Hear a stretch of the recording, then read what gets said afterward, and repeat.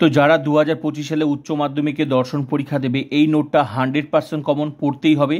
নিরপেক্ষ বচন বলতে কী বোঝো, উদাহরণসহ নিরপেক্ষ এবং সাপেক্ষ বচনের মধ্যে পার্থক্য করো। এই নোটটা 8 মার্কের জন্য 100% কমন। তো আমি তোমাদের শেয়ার করছি যারা নোটটা লেখনি, আর সঙ্গে এই বচন অধ্যায় থেকে আর কি নোট পড়তে হবে 8 মার্কের জন্য তোমরা দেখে নাও। এই যে এই নোটগুলো পড়তে হবে, এগুলো আমি সব কমপ্লিট করে দিয়েছি। প্রোফাইলটা ভিজিট করে প্লে লিস্টে গিয়ে তোমরা খাতায় লিখে নেবে। সঙ্গে এই অধ্যায় থেকে 8 মার্কের জন্য যে প্রশ্নটা আসবে বচন অধ্যায় থেকে, এইবার এটা আসবে। তো আমি এটাও কমপ্লিট করে দিয়েছি, ফুল টিউশন কমপ্লিট হয়ে গেছে। তোমরা প্রোফাইলটা ভিজিট করে বাকি নোটগুলো অধ্যায় ধরে এমসিকিউ এসিকিউ সব ফুল টিউশন লিখে নেবে। 100% রেজাল্ট গ্যারেন্টি, কোনো টিউশন এখানে পাত্তা পাবে না।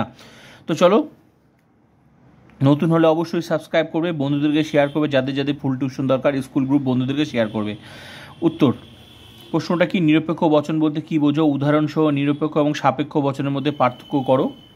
উত্তর তোমরা দেখে নাও। যে বচনে শর্ত নিরপেক্ষ উক্তি করা হয়, অর্থাৎ উদ্দেশ্য ও বিধেয়র সম্বন্ধ যেখানে প্রবল বা প্রচ্ছন্নভাবে কোনো শর্তের উপর নির্ভর করে না, তাকেই নিরপেক্ষ বচন বলে।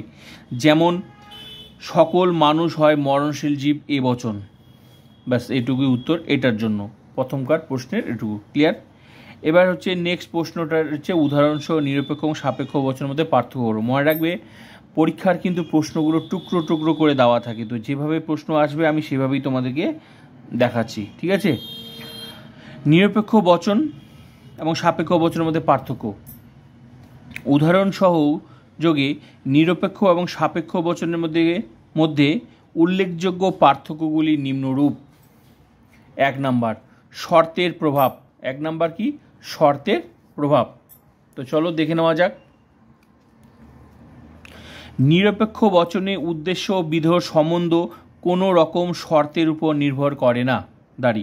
অপরদিকে সাপেক্ষ বচনে উদ্দেশ্য ও বিধেয় সম্বন্ধ যে কোনো শর্তের উপর নির্ভর করে।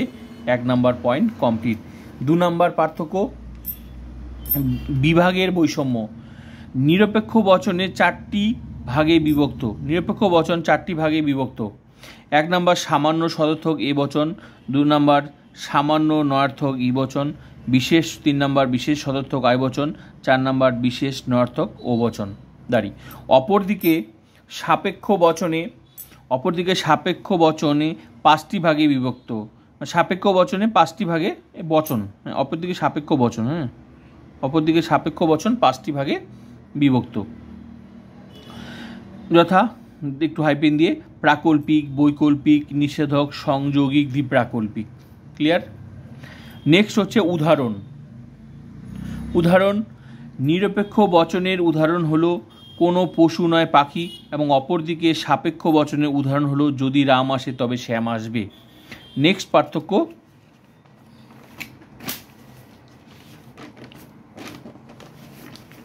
8 মার্কের জন্য 100% কমন পড়তেই হবে। এইভাবে প্রত্যেকটা অধ্যায়ের ফুল টিউশন তোমরা দেখে নেবে যারা এখনও নোটগুলো লেখোনি। সঙ্গে কোনটা লজিক আসবে পুরো টিউশন দেখে নেবে, ঠিক আছে। 4 নাম্বার, অংশের পার্থক্য। নিরপেক্ষ বচনের 4টি অংশ, পরিমাণক, উদ্দেশ্যপদ, সংযোজক, বিধেয়পদ। অপরদিকে সাপেক্ষ বচনে 2টি অংশ, পূর্বগ, অনুগ, কিন্তু বৈকল্পিক বচনে 2টি অংশ বিকল্প নামে পরিচিত। নেক্সট পার্থক্য, আকারগত পার্থক্য। আকারগত পার্থক্য, নিরপেক্ষ বচনের আকার হলো এস হয় পি অথবা এস নয় পি, কিন্তু অপরদিকে সাপেক্ষ বচনের আকার হলো যদি পি তবে কিউ এবং পি অথবা কিউ। নেক্সট পার্থক্য, গুণ ও পরিমাণগত পার্থক্য। নিরপেক্ষ বচনে গুণ ও পরিমাণ স্পষ্টভাবে উল্লেখ করা থাকে, কিন্তু অপরদিকে সাপেক্ষ বচনে গুণ ও পরিমাণ স্পষ্টভাবে উল্লেখ করা থাকে না, দাঁড়ি। নেক্সট, প্রকৃতিগত পার্থক্য। অযৌগিক বচন মাত্রই নিরপেক্ষ বচন, দাঁড়ি, কিন্তু অপরদিকে সাপেক্ষ বচন মাত্রই যৌগিক বচন। তো পার্থক্য কমপ্লিট। শেষে এই যে প্রশ্নটা দেখছো বাক্য কি, এটা তোমাদেরকে মুখস্থ করে রাখতে লাগবে। কেন? কারণ এই যে শুরুতে এর সাথে এটা যদি না বলে তাহলে এটা লেখার দরকার নেই, কারণ এই যে নিরপেক্ষ বচন বাক্য এই দুটার মধ্যে অল্টারনেট করে দেয়।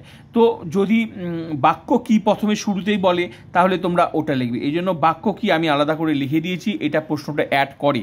তো বাক্য হলো কতগুলি অর্থপূর্ণ শব্দের সমষ্টি, যার সাহায্যে বক্তা তার মনের ভাব প্রকাশ করতে পারে।